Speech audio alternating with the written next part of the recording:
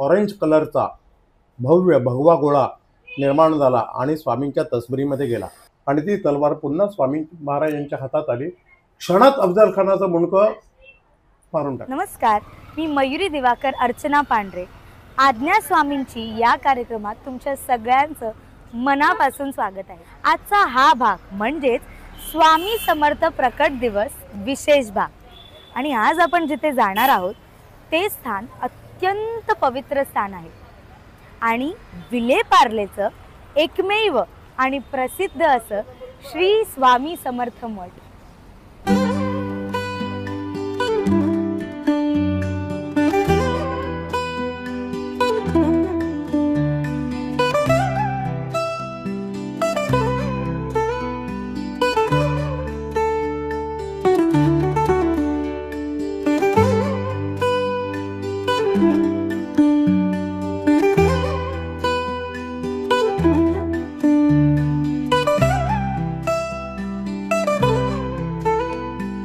नमस्कार, श्री स्वामी समर्थ. खरं तर माझं हे भाग्य आहे की आज मला मठात बसून स्वामींविषयी बोलता येणार आहे. आणि मला असं वाटतं की आपल्या या कार्यक्रमात ज्याचं नाव आहे आज्ञा स्वामींची, आज मलाही ती आज्ञा आली आहे की मी मठात बसून स्वामी प्रकट दिवसाचा विशेष भाग मला मठात शूटिंग करता येत आहे. याच्यापेक्षा जास्त भाग्य अजून काय असेल आपल्या या कार्यक्रमासाठी. दर गुरुवारी जिथे भक्तजनांची भली मोठी रांग लागली असते, जिथली एक सदस्य किंवा एक भक्त मी पण आहे, दर गुरुवारी भक्तांची इतकी मोठी रांग ज्या ठिकाणी किंवा ज्या मठात नेहमी असते ते म्हणजे आपलं हे विलेपार्लेचं स्वामी समर्थ मठ. आज आपण या मठाबद्दल काहीतरी महत्त्वाचं किंवा चमत्कारिक गोष्टी जाणून घेणार आहोत. जे या मठाचे विश्वस्त आहेत ते म्हणजे विनायक कंटक. नमस्कार, श्री स्वामी समर्थ. खरं तर मी सगळ्यांना इथे आल्यानंतर पहिला प्रश्न हाच विचारते की तुम्हाला इथे येऊन कसं वाटतंय.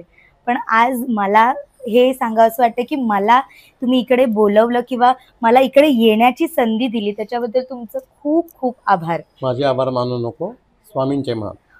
का तू करता आणि करविता शरण तुला श्री स्वामी समर्थ. सर्व काही करून घेणारा स्वामीच आहेत, लक्षात आलं. तेव्हा स्वामींचे आधी आभार मान, माझे नाही. तर काका, आपण आता आपल्या पहिल्या प्रश्नाकडे वळूया. म्हणजे आपण बघतो दर गुरुवारी किंवा प्रकट दिवशी कोणत्याही कार्यक्रम असला तर मठाच्या बाहेर भव्य मोठी रांग लागली असते. आणि जसं मी आधी पण म्हणाली की विलेपार्लेचं एकमेव आणि प्रसिद्ध असं आपलं हे मठ आहे. तर मला जाणून घ्यायला आवडेल की या मठाची स्थापना कशी आणि कधी झाली. मठाची स्थापना 24 डिसेंबर 2000 रोजी झाली.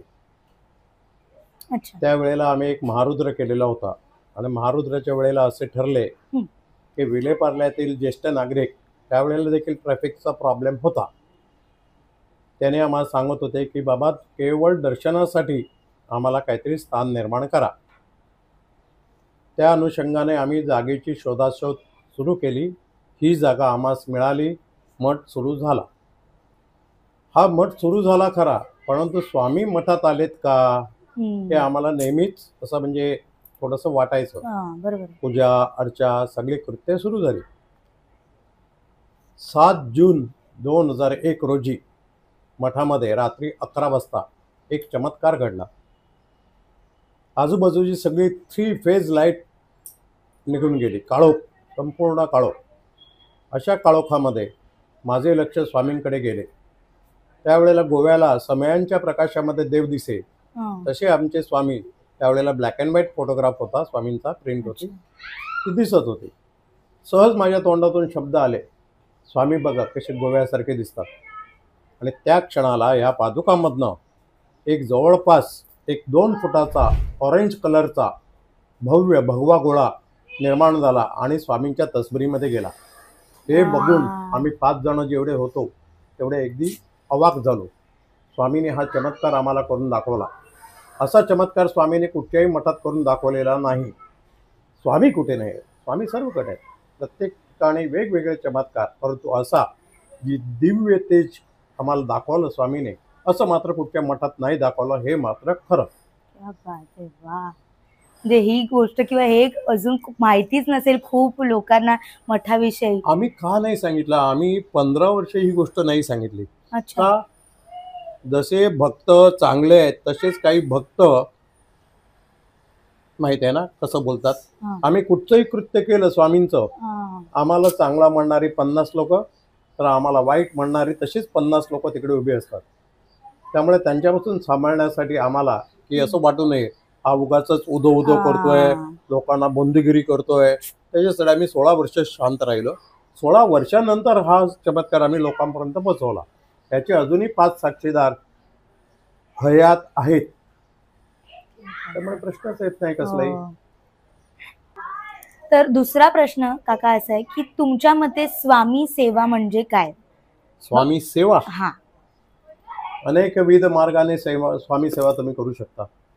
कोणी स्वामींची पूजा करतो, अर्चा करतो, कोणी स्वामींचं नित्य स्मरण करतो, कोणी नामस्मरण करतो.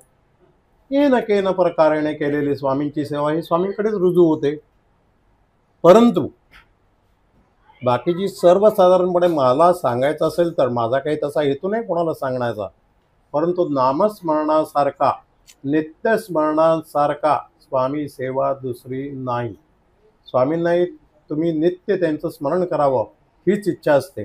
तुम्ही काय फुलं वाहता, तुम्ही काय नारळ ठेवता, तुम्ही काय प्रसाद वाहता, यांना स्वामींना काय देणं घेणं. तुम्ही त्यांचं नित्य स्मरण करता की नाही. संकटाच्या वेळेला तुम्ही स्वामींना हाक मारता, मान्य. अरे तुमचं जेव्हा चांगलं घडतं तेव्हा देखील नित्य तुम्हाला स्वामींची आठवण राहिलीच पाहिजे. ही खरी स्वामी सेवा. खूप बरोबर. आपण या कार्यक्रमात स्वामी अनुभव, स्वामींच्या चमत्काराबद्दल बोलतो. मला आज जाणून घ्यावंसं वाटेल तुमच्या आयुष्यात घडलेला चमत्कार आम्हाला ऐकायला आवडेल स्वामींच्या कृपेने. मी तुम्हाला आत्ताच सांगितलं एक चमत्कार घडलेला होतो स्वामींच्या पादुकामधनं. 7 जून 2001 रोजी निघालेला प्रकट झालेला प्रकाश आणि जो फ्रेम मध्ये गेला, ब्लॅक अँड व्हाईट फ्रेम होती तेव्हा, ती फ्रेम तो फोटो अजूनही या रंगीत फोटोच्या पाठी आहे.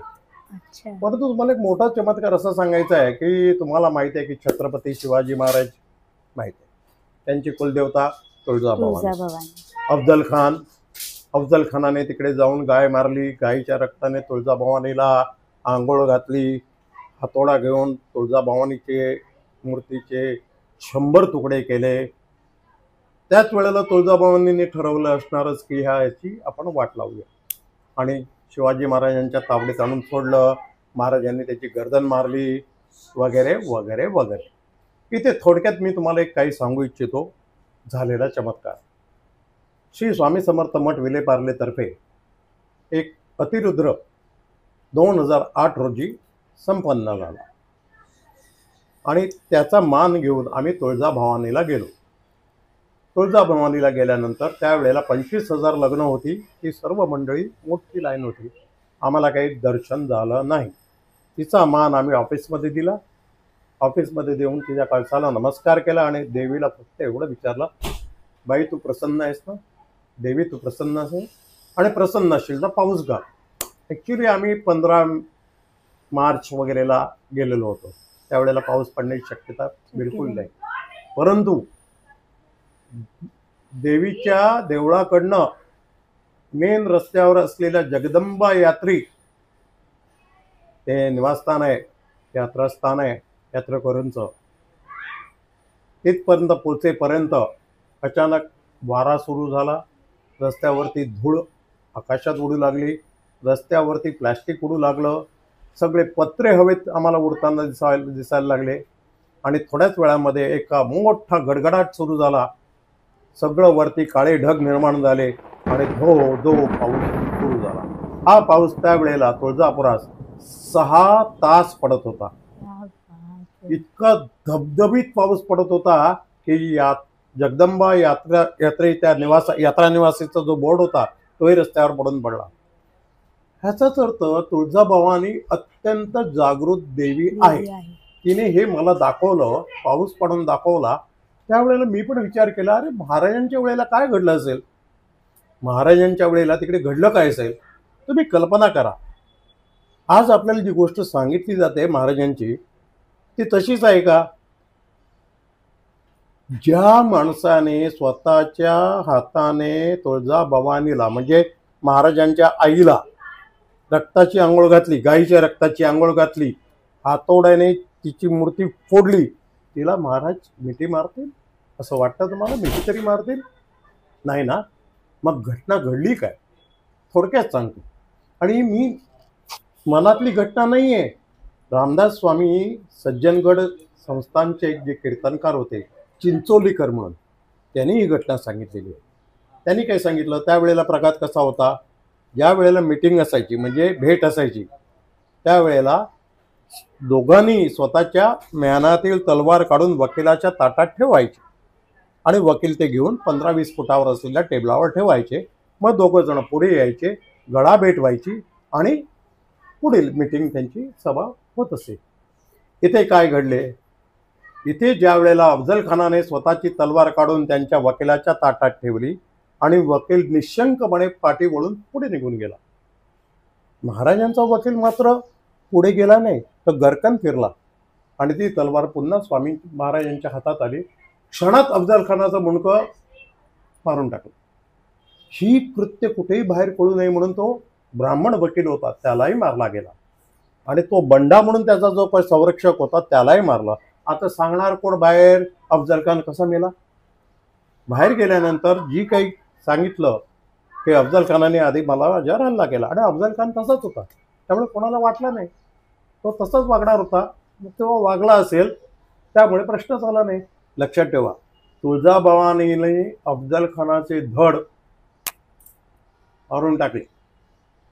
ही कथा म्हणजे सांगण्याच्या पाठी तुळजाभवानी म्हणजे काय हे सांगण्याचा प्रयत्न. हा एक मोठा चमत्कार आहे, हा तुम्हा सर्वांना कळावा.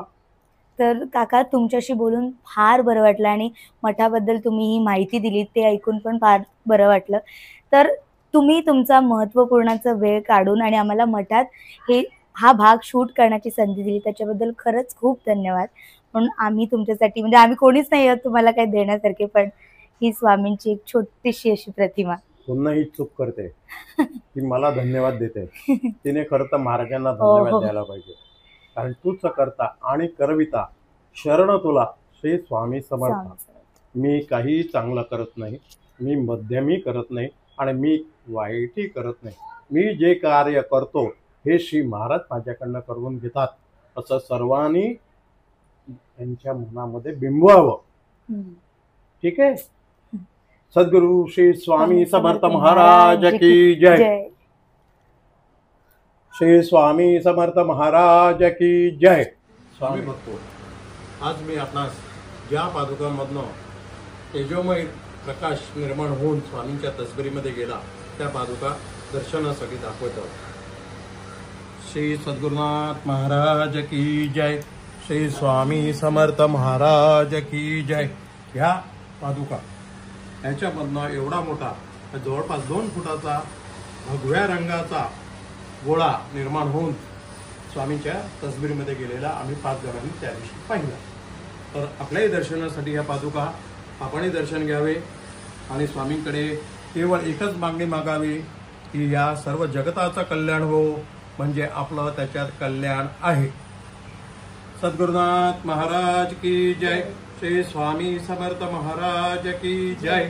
स्वामी हो. खरं तर शेवटी मला हे सांगायचं वाटेल, मी सगळ्या भक्तांना विचारते नेहमी की तुमची स्वामींसोबत ओळख कशी झाली, स्वामींना तुम्ही पहिली भेट कधी घडली. मी विलेपार्लेलाच राहते, तर सगळ्यात आधी जर माझी स्वामींसोबत भेट झाली आहे तर ती जागा म्हणजे हीच आमचं हे विलेपार्लेचं भव्य सुंदर मनाला शांती देणारं असं मठ. विलेपार्लेच्या सगळ्या स्वामी भक्तांना माहिती आहे की इथे येऊन किती सुंदर अनुभव आहे किंवा किती मनाची शांती मिळते. पण जर तुम्ही या मठात या अगोदर आला नसाल तर तुम्हाला या मठात नक्की यायचं आहे आणि इकडचे स्वामी अनुभव सांगा किंवा इकडची मनाची शांती असावी, किंवा हे मठ जे इतकं जागृत आहे माझ्या मते तरी आणि इतक्या लोकांना इतके अनुभव दिले आहेत, त्या मठाला तुम्ही पण नक्की भेट दिली पाहिजे. तुम्ही पण इकडे येऊन नक्की स्वामींचा आशीर्वाद घ्यायला पाहिजे. आणि जसं मी आधी पण सांगितलं, हे माझं भाग्य आहे की आज मला मठात येऊन शूटिंग करण्याची संधी मिळते आणि त्यावर आज त्यांचे चरण माझ्या मस्तकाशी लागले. याहून बेस्ट किंवा याहून जगातलं सुंदर क्षण अजून माझ्यासाठी कोणताही नाहीये. माझं जीवन सफल झालं असं मला वाटतं. आणि आपला हा भागात जो आहे स्वामी प्रकट दिवस विशेष भाग, मी तुमच्या सर्वांसाठी स्वामी चरणी हीच प्रार्थना करेन की आज आपले जितके पण व्ह्युअर्स आहेत, जितकी पण लोक ही व्हिडिओ पाहत आहेत, त्यांना स्वामी खूप सुंदर निरोगी आयुष्य देव आणि तुम्हाला जे हवंय ते तुम्हाला कायम मिळत राहो, हीच स्वामींचरणी प्रार्थना. आणि मला माहिती आहे की तुम्हाला ही व्हिडिओ नक्की आवडली असणार. तर जर तुम्हाला ही व्हिडिओ आवडली असेल तर व्हिडिओला लाईक, शेअर आणि सबस्क्राईब करायला विसरू नका. तुम्हा सगळ्यांना परत एकदा स्वामी प्रकट दिवसाच्या खूप खूप शुभेच्छा. श्री स्वामी समर्थ.